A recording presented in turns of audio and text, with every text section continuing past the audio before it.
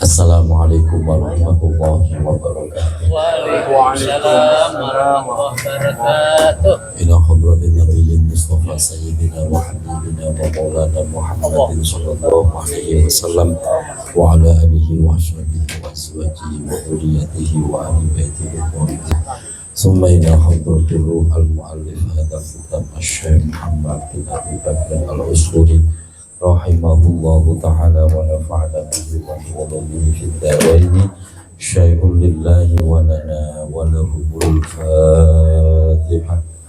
A'udzu billahi minasy syaithanir rajim. Bismillahirrahmanirrahim. Alhamdulillahi rabbil alamin arrahmanir rahim maliki yaumiddin.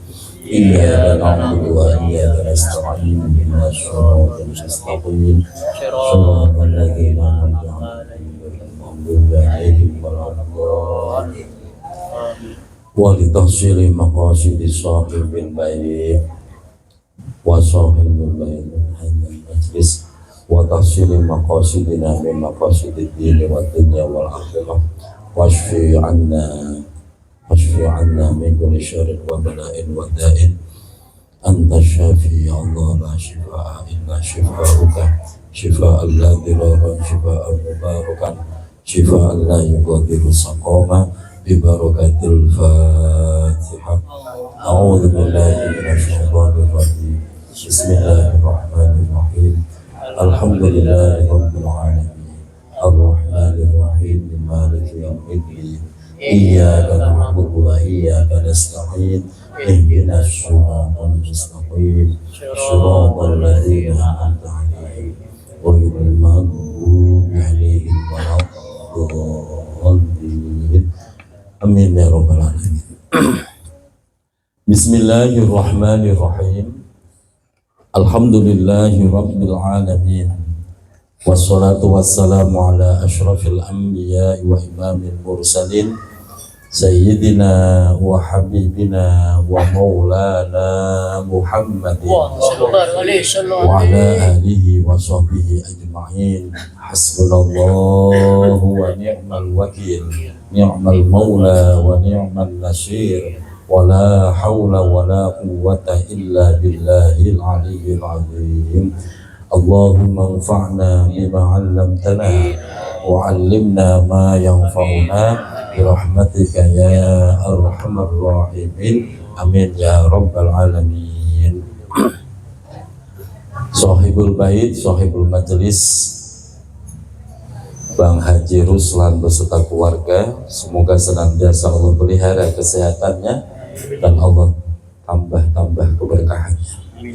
Seluruh para asatidz, para guru yang hadir dan membersamai kita semuanya, yang terhormat Bapak Ustadz Haji Mustafa Kamal, Bapak Ustadz Haji Munadi, Bapak Ustadz Sarbini, Bapak Ustadz Ikhwan, Bapak Ustadz Kamaludin, dan Kepala SDIT Ustadz Khairullah. Wabil khusus yang kita muliakan, yang membawakan maulid untuk kita semua, Al-Habib Umar bin Syah, kita doakan Allah pelihara semua kesehatannya. Seluruh jamaah yang hadir, Bapak Ibu serta para remaja putra putri, semoga kita semua juga disehatkan lahir batin kita. Allah tambah keberkahan hidup kita, Allah istiqomahkan kita di dalam kebaikan, dan telah diwafatkan dalam keadaan husnul khotimah. Amin ya rabbal alamin. Alhamdulillah wa syukurillah, pada kesempatan malam hari ini kembali Allah ringankan kaki kita, Allah lapangkan hati kita, bisa berkumpul di taman surganya Allah, yaitu majelis ilmu, melanjutkan kajian Al-Mawa'idz Al-Usfuriyah. Mohon maaf rada terlambat, sampai rumah saya jam 9, ternyata sudah ada tamu yang menunggu. Yang pertama, orang tuanya sakit stroke, ngamuk-ngamuk kerjaannya, minta biar nggak ngamuk. Yang kedua, sakit lambung, tiap kemasukan makanan muntah, biar nggak muntah. Yang ketiga dari kupu, udah seminggu suaminya nggak pulang-pulang, ke bawah janda.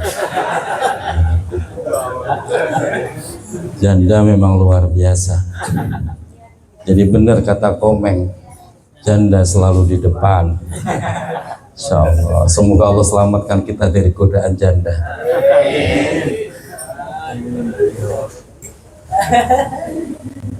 Bang Mandor paling kenceng, amin.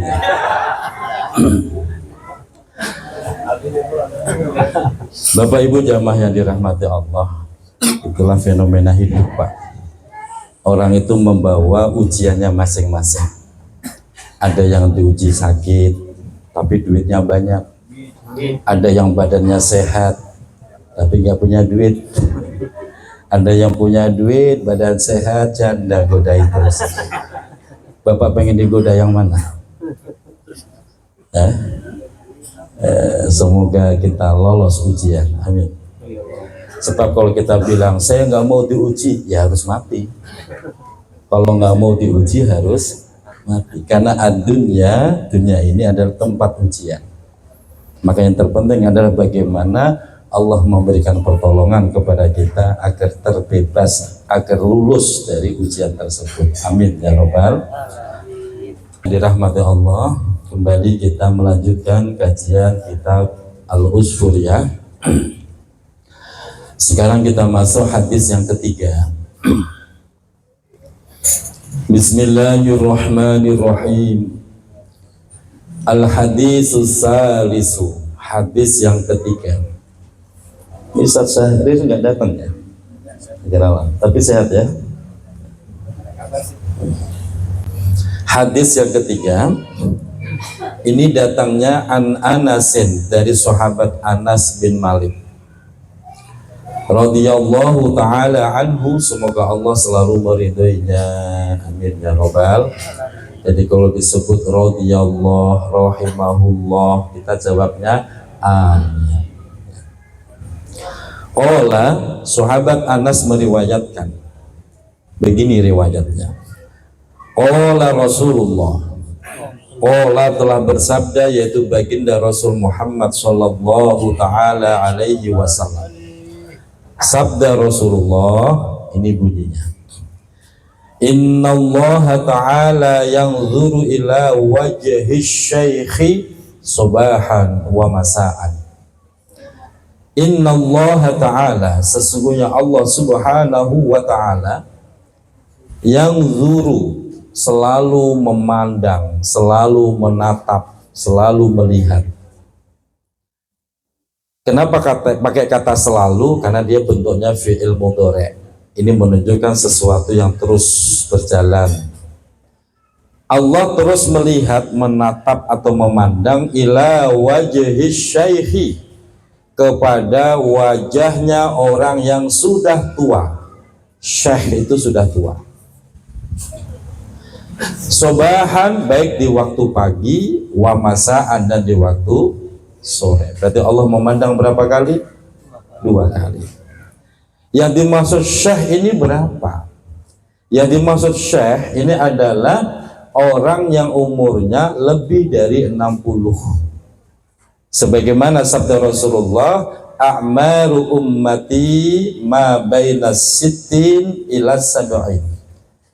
Rata-rata umur umatku itu antara 60 sampai 70 mati. Rata-rata sudah umur segitu biasanya langsung mati. Wa aqalluhum may yajuzu dzalik. Sangat sedikit yang bisa melewati batasan 70. Karena rata-rata kalau udah 60 ngapain Pak? Mati. Siapa yang udah kepala 6? Sasabini berapa? Belum ya?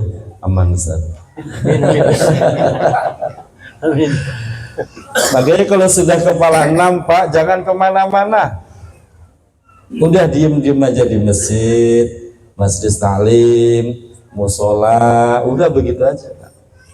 Kenapa?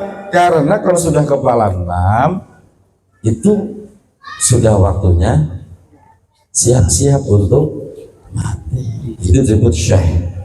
Nah, itu. Mati apa meninggal dunia? Mati. Yang benar tuh mati bahasa Arab. Cuman kata orang sini kasar amat, itu bahasa Arab kasar. Tapi tidak menutup kemungkinan yang muda juga mati. Tapi biasanya yang tua banyak yang mati. Kalau udah tua mau ngapain? Emang jangan ke situ. Apalagi kalau makan udah nggak enak, tidur juga nggak enak, jalan juga nggak enak, itu lebih baik ya udah mati. Nah, semoga kematian kita husnul khotimah. Ngapain Allah melihat orang sepuh itu ngapain? Wa yaqulu, saat Allah memandang hambanya yang sudah sepuh tadi, usia udah 60 lebih, Allah berfirman, ya abdi, wahai hambaku, qad kabura sinnuka, qad kabura, sungguh telah sepuh. Kabura itu besar, Pak. Jadi kalau syekhun kabir, sepuh banget. Kalau syekhun itu tua, kalau syekhun kabir, tua banget. Nah, qad kabura, sungguh telah sepuh. Sinnuka, umurmu. Waroko, dan sudah tipis. Rokok itu mana aslinya tipis, Pak. Apanya? Jilduka, kulitmu. Orang itu kalau udah sepuh kulitnya tipis, Pak.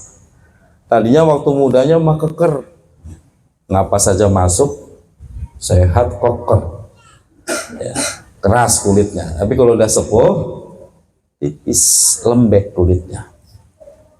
Betul nggak, Pak? Lembek nggak? Ustaz Munadi masih lembek apa udah keras? Masih keras, aman. Aman.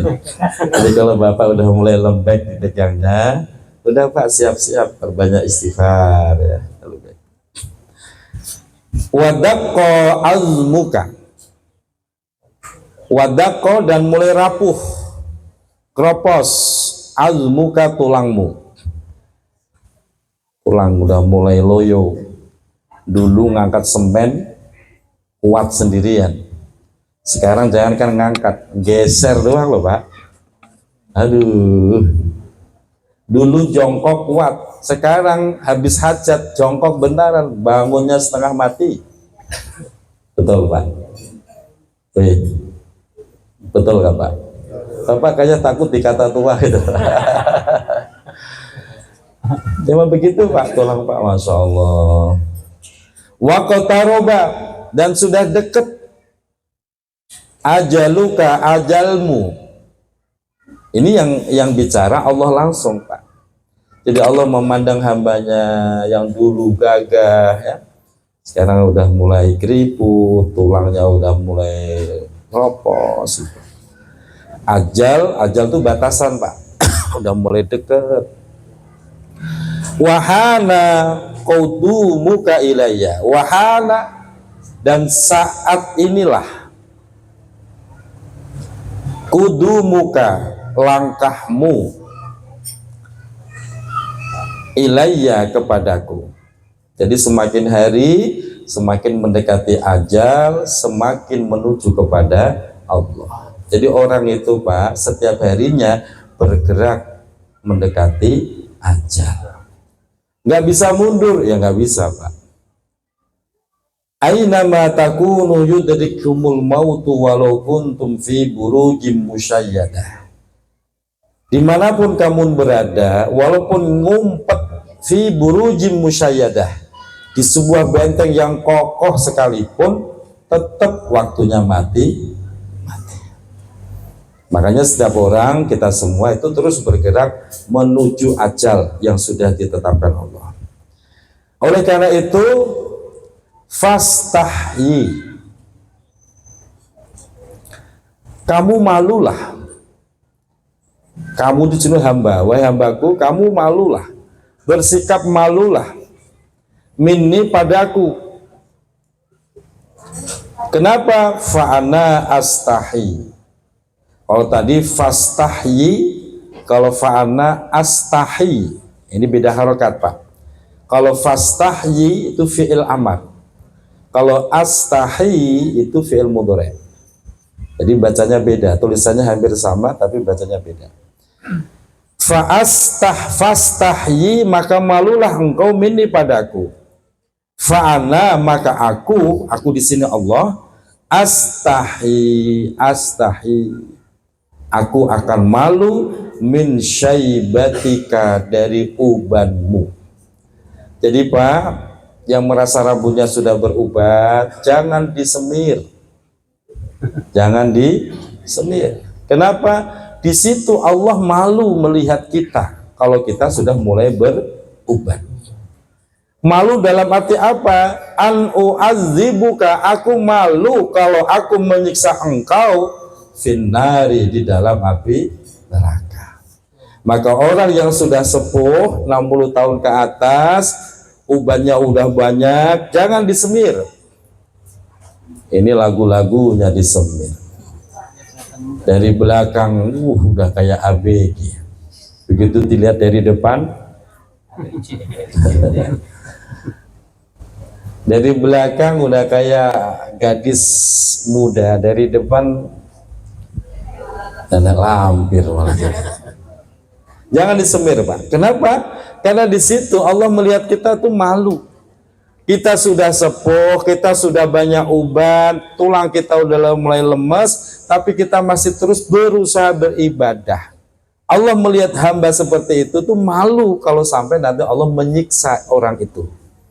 Alhamdulillah. Jadi intinya apa? Dijamin aman, selamat, terbebas dari siksa. Oh, amin ya rabbal. Tapi kalau sudah sepuh, kulitnya sudah tipis, tulangnya sudah lemes, rambutnya sudah putih, kok mainnya di empang mulu? Gak ada malu-malunya sama Allah. Azan, gak ada malu-malunya, masih aja manting kartu. Ada orang tua model begitu. Kalau dia nggak punya malu sama Allah, Allah pun nggak malu-malu lagi menyiksa orang itu.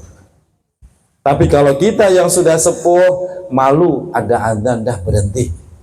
Malu kalau nggak sholat, malu kalau nggak puasa. Disitulah Allah akan malu menyiksa orang tersebut. Maka yang sepuh-sepuh tapi masih solih, masih giat kayak guru-guru kita nih, dijamin terbebas dari neraka.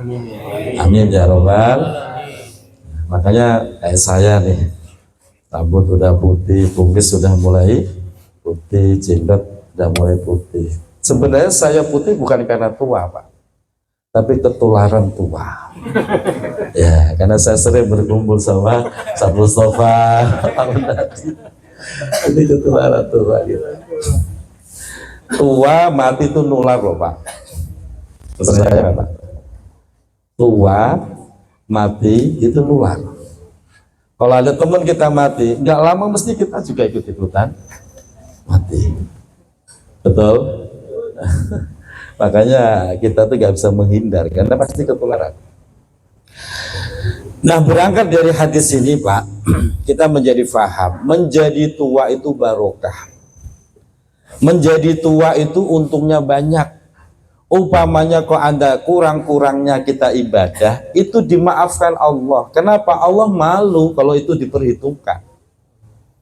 Makanya kalau sudah jadi tua, satu, jangan merasa malu. Yang kedua, jangan berusaha menolak tua. Ada orang yang belum siap tua, dia pengen menolak tua. Disemir, diapain segala macam, nggak bisa Pak. Itu sudah sunatullah. Maka nikmati tua itu. Dulu pertama kali ada uban, malu, cabutin mulu. Ya lama-lama habis palanya. Gak usah dilawan. Justru itu anugerah dari Allah. Apalagi kalau Bapak mau pikun, tambah banyak anugerahnya. Pak, sudah tua pikun. Bapak nggak sholat nggak dosa, Bapak nggak puasa nggak dosa, Bapak telanjang di jalan nggak dosa. Tapi kalau masih waras dosa. Enakan waras apa pikun? Enakan waras. Kalau waras Bapak nggak sholat dosa, tapi kalau pikun nggak dosa. Enakan mana Ustaz Hairul? Waras tapi. Jadi orang sering salah paham, Pak. Ada yang mengatakan, wah kok pikun seakan-akan aib. Salah, Pak. Pikun itu bukan aib. Pikun itu anugerah. Pikun itu rukhsah, kemurahan yang Allah berikan kepada hambanya. Tadinya rajin, ibadah rajin, tahu-tahu pikun. Di situ orang mendapatkan rukhsah, kemurahan dari Allah. Dia nggak sholat, nggak dosa, dan tetap dapat pahala sholat. Dia nggak puasa, nggak dosa, dan tetap dapat pahala puasa Ramadan. Nah itu pikun yang menjadi kemurahan dari Allah. Beda kalau memang dari waktu mudanya memang nggak pernah sholat, tahu-tahu pikun, ya dia dosa terus, Pak. Itu bedanya. Jadi pikun itu ada dua macam, Pak. Ada pikun yang dirahmati Allah, ada pikun yang dilaknat Allah. Makanya kalau kita ngurusi orang tua yang tadinya rajin ibadah, sekarang pikun, apa-apa harus ngelayanin dan nggak inget apa-apa. Kadang-kadang udah makan bilangnya belum makan. Kadang-kadang pup nggak sadar ya. Kadang-kadang lagi makan pup atau lagi pup makan, dan namanya orang pikun. Bapak berbahagialah punya orang tua begitu. Kenapa? Ini hamba yang disayang Allah. Dia dapat kemurahan, dapat rukhsah. Dia nggak sholat, nggak dosa, dan tetap dapat pahala sholat sampai dia diwafatkan Allah. Cuman orang anaknya memang nggak pernah ngaji, nggak paham, marah mulu. Punya orang tua itu diomelin mulu. Ada kan anak model begitu, Pak? Nah, itu nggak paham. Ada yang malu, punya orang tua pikun malu. Salah, itu bukan aib. Nah, makanya udah sepuh kok pikun, terbebas dari siksa dan dijamin tetap dapat pahala. Milih pikun apa waras? Tetap waras. Waras saja ya. Amin ya rabbal alamin. Nah, wahukiyah, dan diceritakan anna aliyan, sesungguhnya Sayyidina Ali radhiyallahu taala anhu, semoga Allah selalu meridhoinya, karena beliau Sayyidina Ali yazhabu, sedang pergi ilal jamaati, menuju berjamaah, masjid berjamaah, li sholatil fajri, untuk menunaikan sholat subuh. Sayyidina Ali lagi buru-buru ke masjid mau menunaikan sholat subuh, musri'an, dengan buru-buru, tergesa-gesa. Falaqiyah, kemudian Sayyidina Ali mendapati syaikhan, orang tua. Fitoriki, dalam perjalanan menuju masjid ternyata ada orang tua. Yamshi, yang berjalan, qadamuhu alas sakinati wal wiqor, kakinya, kedua kakinya nih laki-laki atau orang tua tadi berjalan pelan, gontai, udah pelan gontai. Berarti ya pelan banget, Pak. Fis salakit toriki, di jalan, di arah jalan menuju masjid. Wama marro, dan tidak melewati, Aliun, yaitu Sayyidina Ali radhiyallahu anhu, tidak melewati orang sepuh tadi, takriman, karena memuliakan, lahu, kepada orang tua tersebut. Wa ta'ziman, dan mengagungkan, li syaibatihi, karena ubannya yang sudah banyak, udah sepuh, putih semua. Sayyidina Ali nggak berani ngelewatin, nyalip tuh nggak berani, Pak. Terus dia berjalan di belakangnya, hatta hana, sehingga makin dekat. Hana itu makin dekat, waktu yang sudah dekat. Makin dekat apa? Waktu tulu isyamsi, yaitu waktu terbitnya matahari, padahal mau sholat subuh. Kalau sampai terbit, ya kodok jadinya sholatnya kan. habis waktunya. Falamma dana, dan ketika sudah dekat asyaikhu, yaitu orang tua tersebut, dekat ila babil masjidi, menuju pintu masjid, falam yadkhul, ternyata itu orang tua bukan masuk ke masjid. Fa'alima, maka menjadi tahu Aliun, yaitu Sayyidina Ali radhiyallahu taala anhu, tahu annahu kana minan nasara, ternyata orang tua tersebut adalah golongan orang Nasrani. Dimuliakan, ternyata ketemu masjid bukannya masuk, malah bablas. Fadakhola, apakah perbuatan Sayyidina Ali itu sia-sia? Ternyata tidak, Pak. Fadakhola, maka akhirnya masuk Aliun, yaitu Sayyidina Ali, al-masjidah, ke masjid. Fawajada, kemudian Sayyidina Ali mendapati Rasulullah Sayyidina wa Maulana Muhammad sallallahu alaihi wasallam, mendapati Rasulullah fir ruku'i, dalam keadaan ruku, masih dalam keadaan ruku.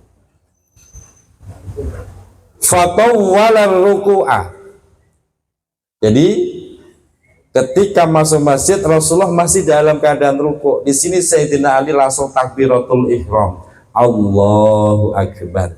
Ini menjadi kaidah, kalau ada makmum masih mendapati ruku'nya imam, dia masih mendapatkan 1 rakaat, belum ketinggalan. Jadi takbiratul ihram, Allahu Akbar, gak usah baca Fatihah, langsung ruku. Itu tetap mendapatkan 1 rakaat, tidak kehilangan. Fatawwala, maka memanjangkan, Rasulullah memanjangkan ar-ruku, miqdarur ruku'aini, sekiranya atau kira-kira 2 kali ruku seakan-akan. Jadi ruku kan sekali, Pak, lamanya seperti 2 kali ruku. Hatta adrokahu, sehingga mendapati kepada Rasulullah, siapa? Aliun, yaitu Sayyidina Ali radhiyallahu taala anhu, nggak ketinggalan. Falamma farongo, maka ketika sudah selesai Rasulullah min solatihi, dari solatnya, Kola bertanya, orang-orang jamaah pada bertanya, Pak, ya Rasulullah, wahai Rasulullah, lima tawwal tarruku'a, 5 karena apa?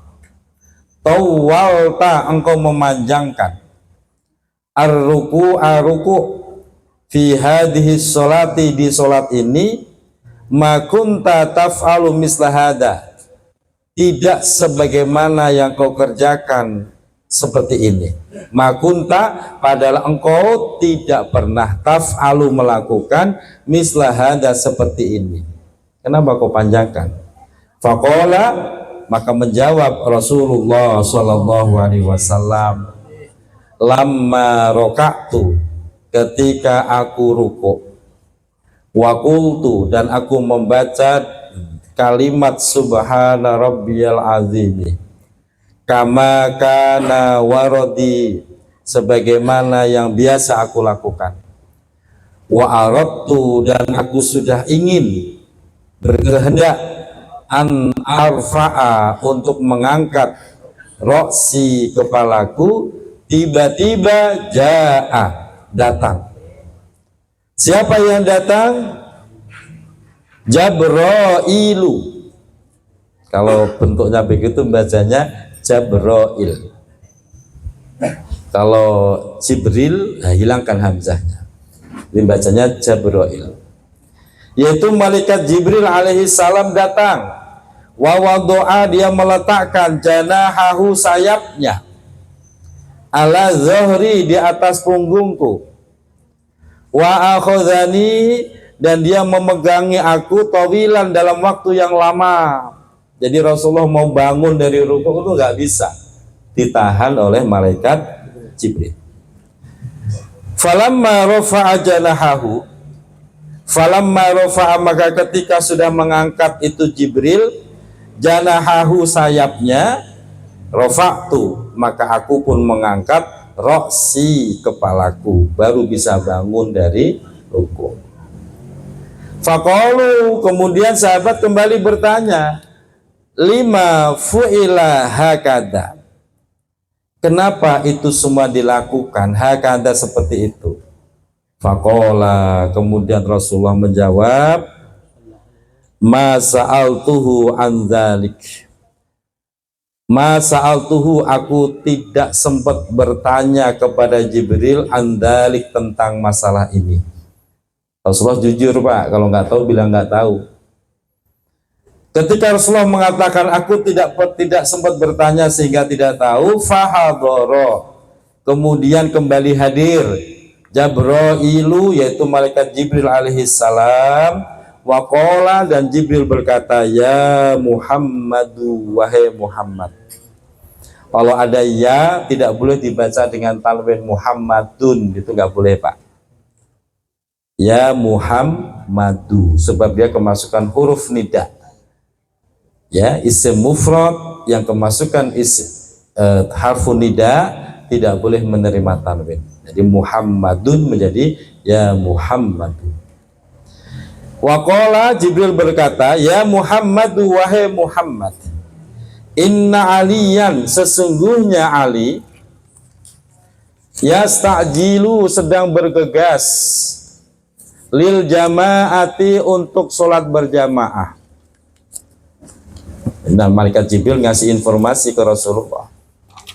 Falaqiya, kemudian Ali bertemu syekhon, dengan orang tua Nasraniyan yang Nasrani, fitoriki, di jalan, udah lagi buru-buru ke masjid, malah ketemu orang tua. Walam ya'lam, sementara Ali tidak pernah tahu, ala annahu, walam ya'lam aliyun, gitu Pak ya, walam ya'lam, dan tidak pernah tahu, aliyun, yaitu Ali, annahu, sesungguhnya orang tua tersebut Nasroniyun, ternyata Nasrani. Ali nggak tahu kalau itu Nasrani. Kalau tahu Nasrani mah salib gitu loh Pak, ngapain tungguin, kalau butuh kempot. Karena nggak tahu, dia muliakan tuh. Wa akramahu, Sayyidina Ali memuliakan orang itu, memang nggak tahu. Dia memuliakan li ajli syaibatihi, karena melihat atau karena segi tuanya, rambutnya udah putih semua. Wa ma taqaddama anhu, wa ma taqaddama, dan Ali tidak mau mendahului anhu, dari orang tua tersebut.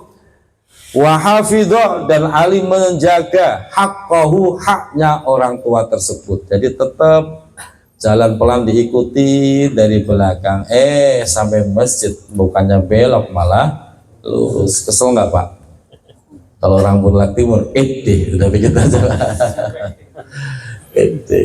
Ternyata bukannya sholat, kelihatannya pakai sarung, pakai peci, malah ke empang, mancing gitu. Aduh, itu. Fa'amaroni, melihat bagaimana Sayyidina Ali memuliakan hamba Allah yang sepuh tadi, walaupun Nasrani Pak. Fa'amara, maka memerintahkan ni kepadaku. Siapa? Allahu Ta'ala, yaitu Allah Subhanahu wa Ta'ala. Memerintahkan apa? An akhudhaka, agar aku memegangimu wahai Muhammad, fir ruku'i, di dalam ruku', hatta yudrika, sehingga mendapati aliyun Ali sholat al-fajri, yaitu sholat subuh bersamamu. Nah, di sini Pak kita menjadi paham, memuliakan orang tua itu hukumnya wajib, dan memuliakan orang tua juga akan mengundang karomah, kemuliaan dari Allah. Buktinya gara-gara Sayyidina Ali memuliakan orang tua, itu sholat subuh berjamaah ditunda oleh Allah. Rasulullah mau bangun dari rukuk tuh nggak bisa, ditahan gara-gara nungguin Sayyidina Ali biar tidak ketinggalan. Kenapa Sayyidina Ali dimuliakan begitu? Karena dia memuliakan orang tua. Walaupun orang tua itu Nasrani. Bagaimana kalau orang tua itu Islam? Maka wajib hukumnya. Nah, ini pelajaran penting, Pak. Khususnya anak-anak muda, kalau ketemu orang tua jangan salib-salib mulu. Gurunya, Pak duluan ya. Bocah sekarang begitu ya. Bukannya kok pelan-pelan. Kalau nggak sabar, ambil jalan pintas. Lama nih nungguin kiai jalan, lama bener. Udah, Bapak jangan nyalip, ambil jalan pintas yang lain. Jangan nyalip. Adab itu yang diajarkan oleh guru-guru kita di pesantren, Pak. Kita di pesantren, Pak. Kalau lihat dari jauh guru udah jalan tuh, kita yang lagi duduk semua bangun. Memberikan kesempatan guru berjalan, memberikan penghormatan. Nah, guru udah jalan tuh menuju masjid, kita ngikutin dari belakang. Begitu, Pak, jangan disalib. Ini sok-sokan. Kayak saya duluan ya, saya mau itikaf dulu. Itu namanya semangat beragama tapi nggak punya ilmu. Orang kalau cuma semangat beragama tanpa ilmu justru merusak tatanan agama. Makanya orang beragama, beribadah harus didasari dengan ilmu biar paham. Satu itu. Yang kedua, ada 3 kelompok yang wajib kita muliakan. 3 kelompok ini berdasarkan hadis Rasulullah. Urut-urutannya, siapa sih yang paling berhak kita muliakan? Yaitu 1, bisolahihi, karena melihat kesolihannya, karena melihat ketakwaannya. Kalau bapak ibu tahu bahwa dia orang solih, dia orang yang bertakwa, muliakan. Jadi dasar memuliakannya itu, Pak. Bukan orang yang berduit, bukan, tapi orang yang solih. Itu yang pertama. Yang kedua, bi'ilmihi, karena melihat ilmunya. Walaupun muda, tapi dia alim, muliakan. Baru yang ketiga, bisinnihi, karena umurnya. Makanya ini juga berlaku dalam syarat menjadi imam sholat. Nah, berlaku itu, Pak. Makanya sering bertanya, siapa sih yang paling berhak jadi imam sholat? Yang paling berhak jadi imam sholat adalah, yang pertama adalah lihat agamanya yang paling bagus. Oh, ini ada 3 ustadz, agamanya bagus semua. Kalau memang begitu, lihat siapa yang mukri'uhum, yang paling bagus bacaannya. Oh, 3-3-nya bagus semua, fasih semua. Kalau memang begitu, lihat siapa yang paling sepuh umurnya. Oh, ternyata sama, sepantaran semua. Terus bagaimana? Sekarang lihat siapa istrinya yang paling cantik. Ya, gitu, Pak. Kalau ini tambahan dari guru saya, bukan hadis. Kata guru saya, emang ngaruh, Pak. Imam kalau punya istri cantik, tumak ninahnya gampang. Khusyuknya tuh gampang. Beda kalau imam istrinya cantik enggak, galak iya. Dijamin nggak bisa khusyuk, Pak. Emang dia dari rumah ke masjid habis diomelin istrinya, gimana bisa khusyuk? Nah, makanya penting itu kata guru saya, tapi bilang ini bukan hadis, ini pendapat guru saya berdasarkan usul fikihnya begitu, gitu loh, Pak. Akhirnya sekarang saya paham benernya istri cantik itu penting. Tapi kalau udah dapatnya itu ya udah dirawatin. Jangan pernah berpikir tukar tambah, jangan ya Bang Diman, jangan. Udah begitu. Itu penting, Pak. Wahada, nah ini yang luar biasa, Pak.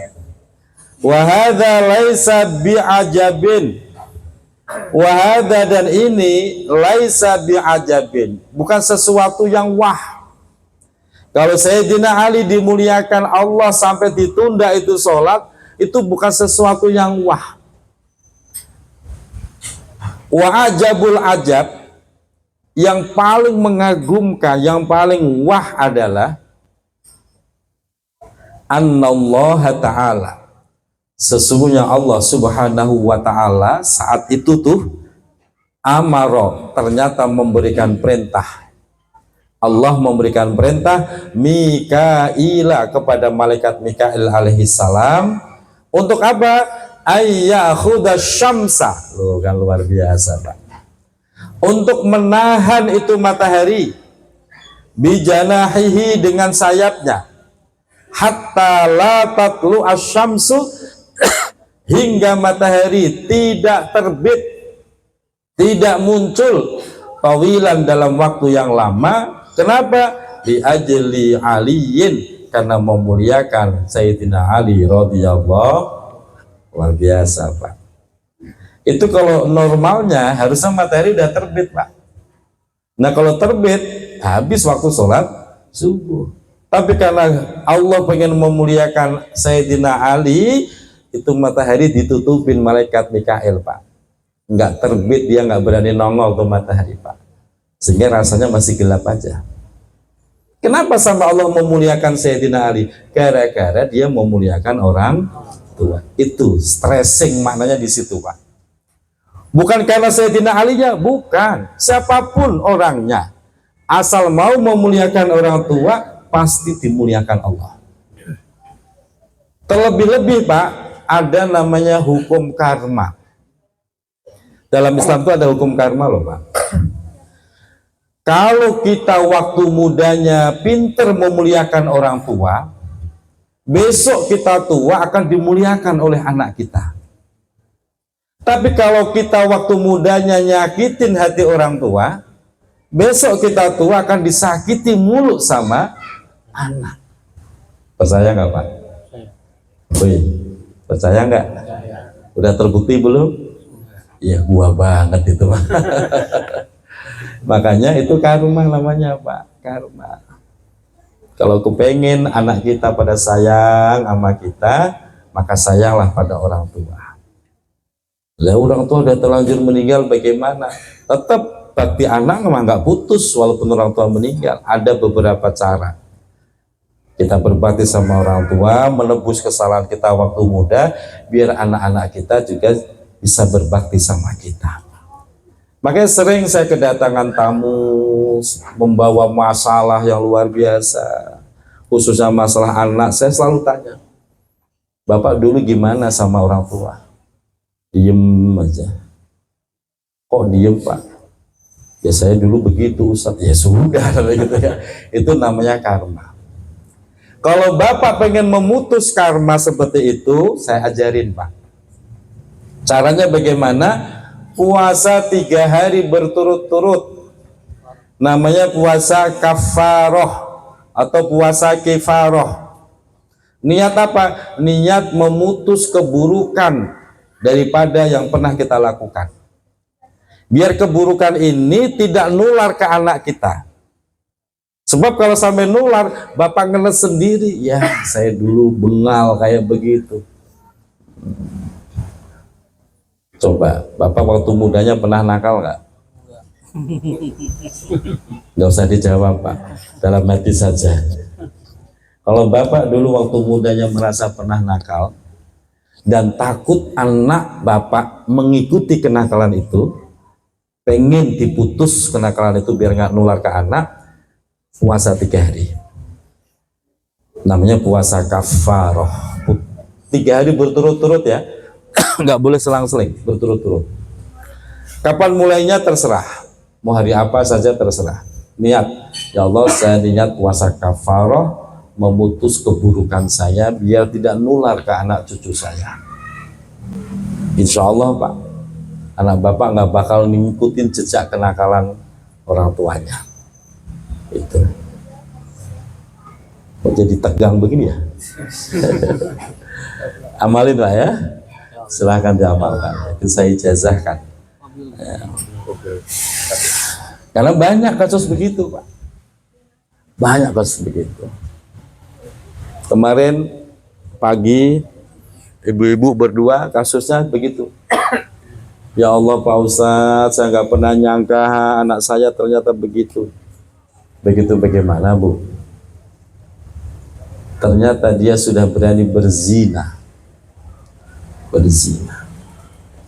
Usut punya usut, akhirnya kebongkar, ngaku juga. Bapaknya ngaku, ya saya dulu pernah berzina. Akhirnya anaknya ketularan zina.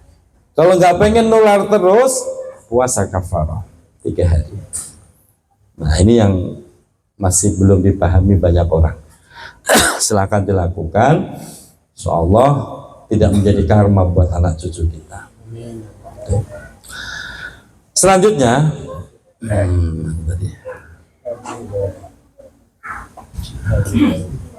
waqala hadhihi darajah. Waqala, kemudian Mikael, Jibril tadi menceritakan lanjutnya, hadhihi darajatu, kemuliaan ini terjadi, derajat ini, derajat kemuliaan terjadi bihurmati syaihi, karena sebab Ali memuliakan orang tua, alfani yang sudah lemah, ma'annahu bersamaan itu pula, annahu ternyata itu orang tua, karena nasronian ternyata orang, nggak masalah.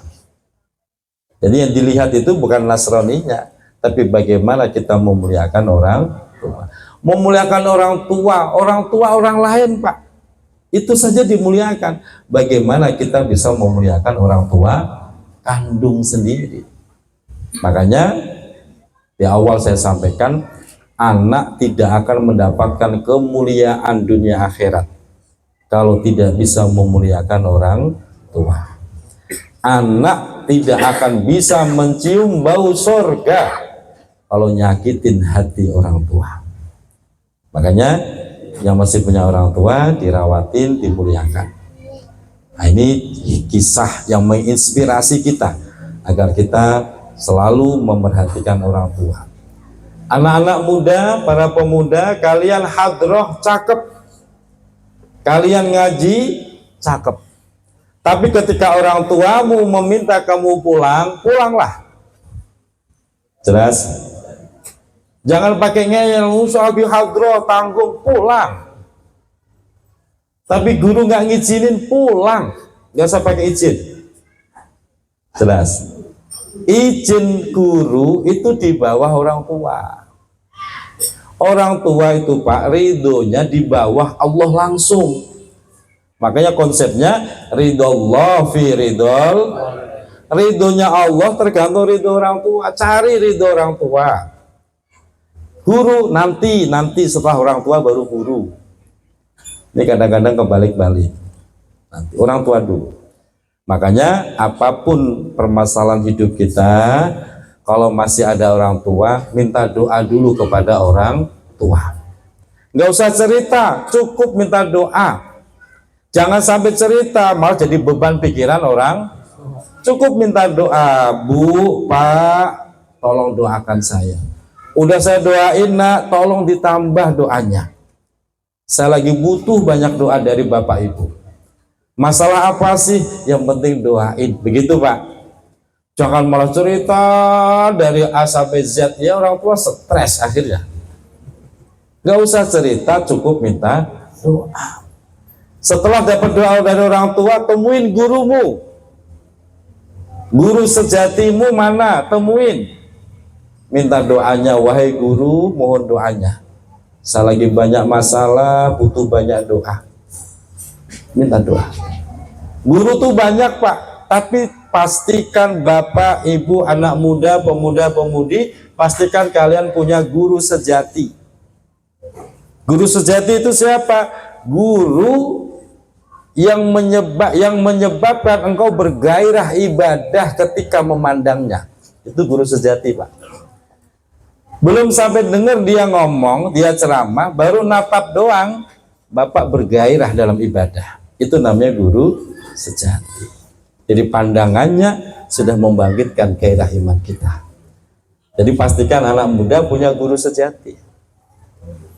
Minta doa. Habis itu lakukan sesuai kemampuan. Nanti itu masalah selesai dengan cara yang sangat indah. Jangan malah ke gunung-gunung nyari gua bertapa. Pulang-pulang aku jadi sesat kamu. Nah, jadi cari ridho orang tua, baru yang kedua cari ridho guru. Jangan kebalik-balik. Nah, hikayatun ukhra,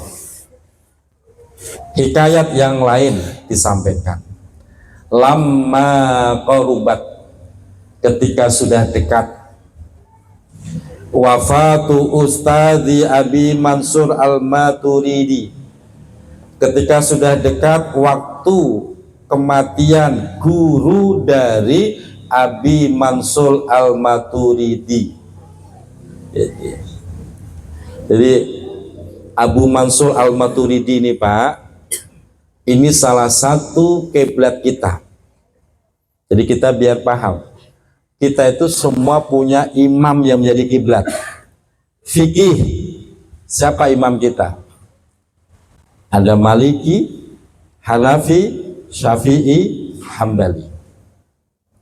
Tasawuf, siapa imam kita? Ada Imam Ghazali, Syekh Hasan Al-Shadzili. Tauhid, akidah, siapa imam kita?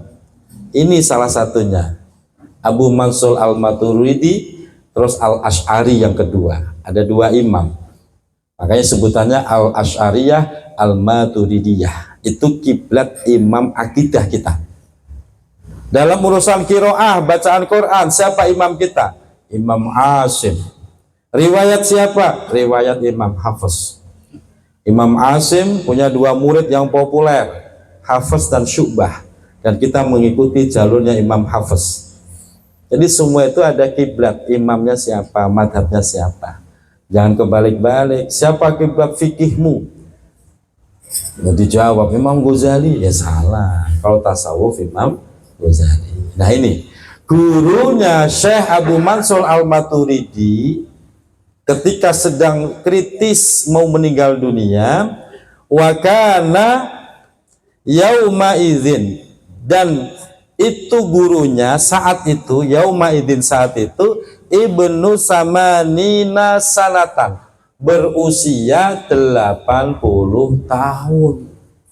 Udah sepuh banget berarti kan? Fama rodo, ada yang baca fama ridho, tapi yang benar marido yamrodu. Marodo juga boleh, tapi yang masyhur marido. Maka sedang sakit, syekh tersebut sakit. Saat sedang sakit kritis, fa'amaro, itu guru syekh memberikan perintah Aba Mansur kepada Abu Mansur yang menjadi muridnya. Perintahnya ayat luba, agar Aba Mansur mencari abdan, seorang budak, bimislihi, yang sama dengan dirinya, yaitu usia 80 tahun. Bimisli, yang sama dengan dirinya, sinan, di dalam umurnya, yaitu 80 tahun. Kalau memang sudah dapat, wayashtarihi, Abu Mansur dituruh untuk membeli budak itu. Waya takihu, dan untuk memerdekakan budak itu, anhu, darinya. Itu perintah guru kepada Abu Mansur. Fatolaba, kemudian mencari, yaitu Abu Mansur mencari budak seperti itu yang usia 80 tahun. Fama wajada, kemudian Abu Mansur tidak mendapati mislahadihil abdi, semisal dengan hamba yang dimaksud tadi.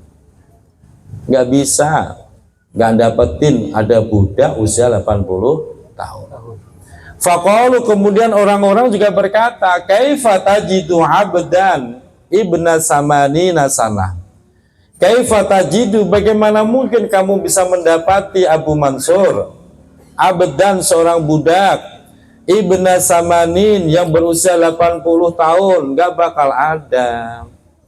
Wahua, sementara budak yang 80 tahun itu ya beko ala riki, masih dalam keadaan sebagai budak, walam yu'tak, dan belum dimerdekakan, kamu nggak bakal dapat. Biasanya budak itu kalau sudah tua, udah lemes, pasti akan dibebaskan karena sudah nggak bisa produktif, udah nggak laku, Pak. Kamu nggak bakal dapat budak usia 80 tahun. Faroja'ah, kemudian kembali Abu Mansur, yaitu Syekh Abu Mansur tadi, rahimahullah, semoga Allah merahmatinya, kembali ila ustadihi, menemui ustadznya. Fa'akhbarahu, kemudian Abu Mansur mengabarkan kepada ustadznya an maqalatin nas, tentang pendapat orang-orang bahwa gak bakal dapat budak usia 80 tahun, gak bakal dapat. Falamma sami'a, maka ketika mendengar al ustadu yaitu ustadznya, mendengar hadhil maqalata, cerita atau pendapat tersebut, omongan tersebut, wadu'a, kemudian itu ustadz meletakkan roksahu, kepalanya, alat turabi, di atas debu atau tanah, langsung sujud, Pak. Itu ustadznya langsung sujud, wanaji, beliau bermunajat. Munajat itu berbisik, ngomong pelan-pelan sambil nangis, itu munajat. Bermunajat Rabbahu, kepada Tuhannya. Waqala, bunyinya munajat, ilahi, wahai Tuhanku, innal makhluqa, sesungguhnya makhluk, yaitu orang-orang, la yahtamilu, itu tidak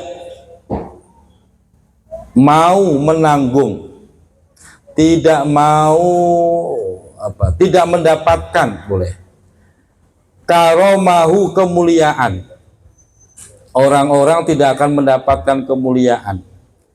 Idza balanggot, ketika sudah sampai, abduhu, yaitu budaknya, sudah sampai samanina sanah, umur 80 tahun.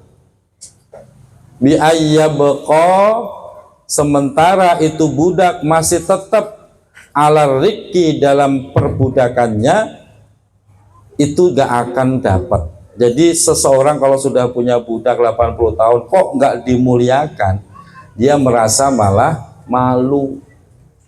Merasa malu, budak udah 80 tahun kok masih diperbudak, malu.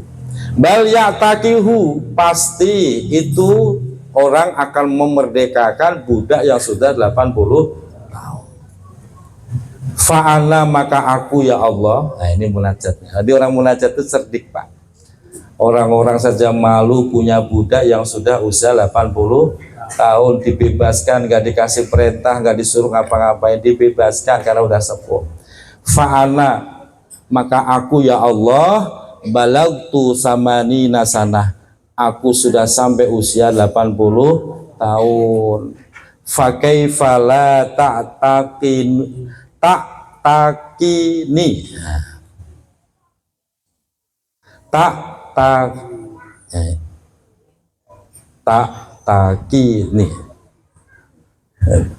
fakaifa la ta'takini, maka bagaimana mungkin Engkau ya Allah tidak mau membebaskan aku minan nari, dari api neraka. Wa anta karimun, sedangkan Engkau ya Allah karimun, zat yang maha mulia, jawadun, zat yang maha dermawan, azimun, zat yang maha agung, ghafurun, zat yang maha ampun, syakurun, zat yang maha bersyukur. Ini munajatnya, Pak.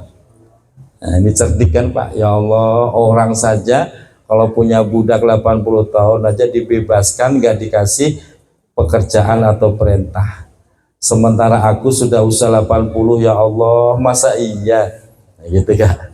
Masa iya enggak Engkau bebaskan dari neraka? Padahal Engkau zat yang maha mulia, maha dermawan, maha agung, maha ampun, maha syukur. mendengar munajat seperti itu, fa'ataqahullah, maka Allah membebaskan gurunya Syekh Abu Mansur Al-Maturidi bihusni munajatihi, karena sebab bagusnya munajat dia kepada Allah. Makanya Pak yang sudah mulai sepuh, banyakin munajat. Munajat itu berbisik, ngomong pelan, doanya dalam bentuk Allah, ya Allah, saya sudah begini ya Allah, masa iya, masa begitu. Itu nanti diijabah Allah. Nah, ini pelajaran penting. Jadi kalau makin sepuh harus makin bermunajat kepada Allah. Munajat itu apa? Munajat itu berbisik kepada Allah. Yang namanya berbisik, cari tempat yang sepi. Cari tempat yang sepi, bangunlah di tengah malam. Ketika orang-orang sudah pules tidur semua, Bapak bangun. Bapak wudhu, sholat 2 rakaat, terus bermunajat, ya Allah, begini, ya Allah, saya pengennya begini, munajat. Harusnya begitu kalau udah sepuh Pak. Jangan kayak orang sono, udah sepuh, makan mulu, tidur mulu, tahajud gak pernah. Loh, udah sepuh kok tahajud malah gak pernah, munajat gak pernah, sayang. Maka ini kajian pas untuk orang-orang yang sudah merasa sepuh. Udah merasa sepuh belum?